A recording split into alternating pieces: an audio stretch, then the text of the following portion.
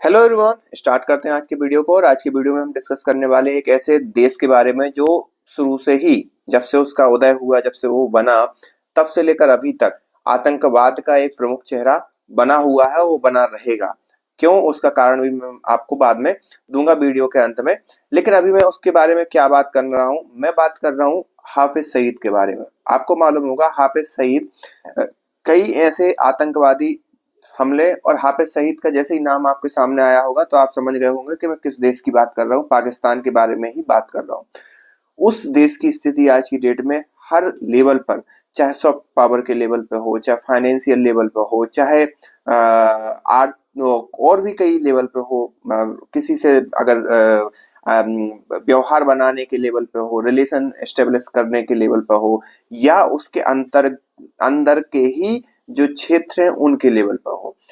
सबसे पहली बात मैं स्टार्ट करना चाहूंगा हाफिज सईद, जो उनका एक बहुत बड़ा आतंकवादी है, जो कि भारत के अगेंस्ट, स्पेशली भारत के अगेंस्ट कई षड्यंत्र कर चुका है, कई ऐसे धमाके कर चुका है, और उसमें उसका नाम भी शामिल हो आता है। लेकिन अभी हाल ही में क्या हुआ, आपको मालूम होगा, पिछले कुछ सालों से भारत का नाम उसमें आता है, लेकिन पिछले कुछ सालों से पाकिस्तान के अंदर अननोन गन में बड़े बड़े आतंकवादी, जो कि कहीं ना कहीं फाइनेंशियल उसमें शामिल थे, किसी एक आतंकी घटना जो कि भारत में होती थी उसके फाइनेंस को संभालते थे या उनकी प्लानिंग को संभालते थे, उनका मरना कंटिन्यूसली जारी है। इसी केस में और इसी रोग के अंदर एक और केस अभी हुआ है। वो हुआ है भाई साहब हाफिज सईद, आपने नाम सुना होगा, उसका एड मतलब उसका दाहिना हाथ आप कह सकते हो, उसको भी एक अननोन गनमैन ने मार दिया। अब ये तो हो गई आतंकवादियों की सामत आने वाली बात, कि आतंकवादियों को कोई ना कोई चुन चुन कर मार रहा है, चाहे अमेरिका मार रहा हो, चाहे कोई और मार रहा हो, या उनके अंदर ही बलूचिस्तान आर्मी वाले या तालिबान वाले मिलकर मार रहे हो, ये एक अलग विषय है। इस पर तो उसको मुंह की खानी ही पड़ रही है, जो भी उन आतंकवादियों को आतंकवादी, जिन जिन आतंकवादियों को पनाह दे के रखा है, उनका तो मरना कंटिन्यूसली जारी है। लेकिन आपको मालूम होगा पाकिस्तान की जो सेना है उसका भी कंटिन्यूसली मरना जारी है।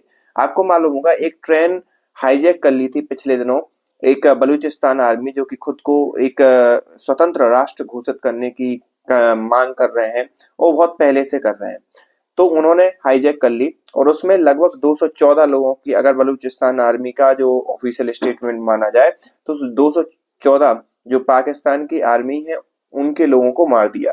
जबकि जो उनके उस ट्रेन के अंदर जो नॉर्मल यात्री थे उनको उन्होंने छोड़ दिया। उन्होंने ये कहा कि हम वॉर क्राइम नहीं करना चाहते, एक प्रकार से नॉर्मल लोगों के ऊपर हिंसा नहीं करना चाहते। उसके ही 2 से 3 दिन के बीच में बसों पर उन्होंने आत्मघाती हमला किया, और प्रॉपर वीडियो रिकॉर्डिंग करी, और वीडियो रिकॉर्ड भी जारी करते हैं, उसमें भी पाकिस्तान के 90 सैनिक मारे जाते हैं। अब आप सोचो, जो पाकिस्तान खुद की सेना को ही नहीं बचा पा रहा, वो उस क्षेत्र को कैसे बचा पाएगा। कई उनके वहां के जो सांसद रहे हैं उस पर्टिकुलर बलूचिस्तान रीजन के, उन सांसदों, उन विधायकों का कहना यह है कि बलूचिस्तान वाले रीजन में पाकिस्तान, जो मेनलैंड पाकिस्तान है, उसका जो है अधिकार खत्म हो गया। मतलब सीधी सी बात है, ना तो वहां की पुलिस वहां पर ऑपरेट कर पा रही है, और ना वहां की आर्मी वहां पर ऑपरेट कर पा रही है। और इसका सबसे बड़ा मतलब ये सब चीजों का कारण है खुद पाकिस्तान की सरकार। पाकिस्तान की ही सरकार ने बांग्लादेश पर अत्याचार किया, तो आज की डेट में बांग्लादेश अलग देश बन गया। पाकिस्तान की ही गवर्नमेंट ने अब बलूचिस्तान के ऊपर कई अत्याचार किए, वहां के लोगों पर ना तो विकास करवाया ना कुछ, और वहां के लोगों को कंटिन्यूसली मजदूर बना के रखा, और एक प्रकार से बेब उनको एक प्रकार से उकसाया, एक प्रकार से उनको मजबूर किया इस प्रकार के रिटेलिएशन के लिए। तो ये तो हो गया कि पाकिस्तान अंदर के अंदर नहीं संभाल पा रहा।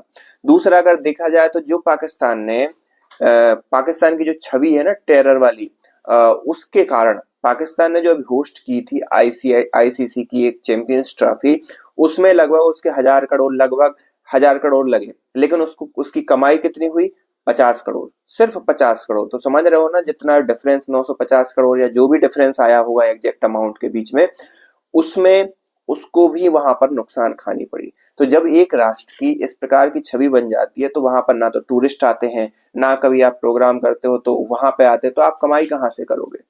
तो इन सभी चीजों का, और बाद में वहां की जनता को कन्विंस करने के लिए वहां के जो नेता है, वहां के जो प्रधानमंत्री है, वहां के राष्ट्रपति हैं, वो ब्लेम डाल देते हैं भारत के ऊपर। तो ये एक बहुत गौर करने वाली बात है।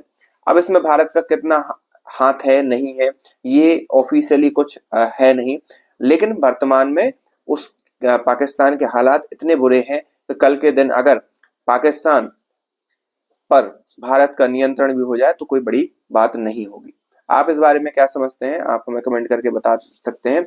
मिलते हैं नेक्स्ट वीडियो में, तब तक के लिए थैंक यू।